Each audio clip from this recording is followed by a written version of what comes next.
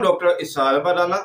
इंसानी जिस्म के हवाले से बात करेंगे कि ये मतवातर कमज़ोर क्यों होता जाता है, इंसान की भूख क्यों कम होना शुरू हो जाती है और आप प्रॉपर तौर पर डाइजेस्ट सिस्टम पूरा क्यों नहीं आपका चल पाता।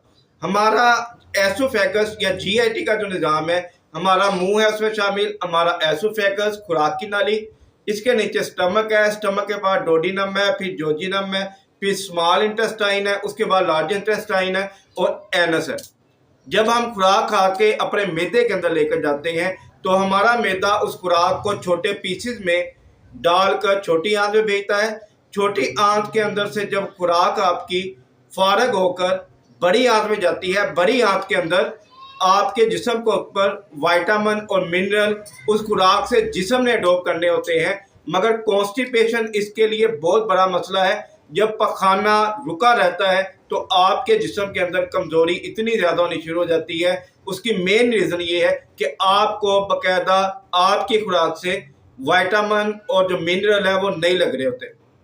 मैदा बहुत ज़्यादा थक चुका होता है, प्रॉपर वर्किंग नहीं करता, उसकी दीवारों के साथ क्रैशेस आ चुके होते हैं, अल्सर हो जाता है, जिसकी वजह से आपका दिन के वक्त पेट का दर्द होना और आपका पूरा दिन नडाल गुजारना, ये तमाम चीज़ें मैदे की वजह से हैं। एक सेहतमंद मैदा इंसानी सेहत की अलामत होती है। इसके लिए एक बड़ा बेहतरीन चीज़ कुदरत ने पैदा की है, दूध। दूध जो है ये मैदे को बेहतरीन वर्किंग के लिए मदद देता है। आपका डाइजेस्टिव सिस्टम, आपका खुराक को हजम करने वाला जो निज़ाम है, इसको एक्टिवेट करता है। इंतहाई अहम चीज़ है, इसको अपनी रूटीन का हिस्सा बना लें। अगर आप दूध का एक गिलास रोज़ाना इस्तेमाल करते हैं तो आपका डाइजेस्टिव सिस्टम ठीक होगा, पखाना आपको ठीक आएगा, कब्ज़ नहीं होगी और आपका जिस्म सेहतमंद की तरफ जाना शुरू हो जाता है। ये आज हमारा छोटा सा टॉपिक था कि दूध एक बेहतरीन चीज़ है जो मैदे के लिए इंतहाई फ़ायदेमंद है।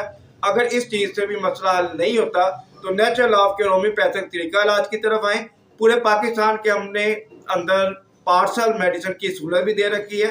मैं लाहौर में बैठता हूँ, दरोगा वाला में। अगर आप यहाँ आ सकते हैं तो यहाँ तशरीफ़ ले आएँ, अगर नहीं आ सकते मुझे कॉल करें या व्हाट्सअप करें, इंशाल्लाह आपकी मुकम्मल तौर पर रहनुमाई की जाएगी। और अगर इलाज करवाना चाहते हैं तो आपको बजरिया पार्सल मेडिसिन भी फराहम कर दी जाएगी। हमारे चैनल को ज़रूर सब्सक्राइब करें, ये आपकी सेहत का चैनल है। डॉक्टर इसार मराना को इजाज़त दें। अस्सलाम वालेकुम रहमतुल्लाह।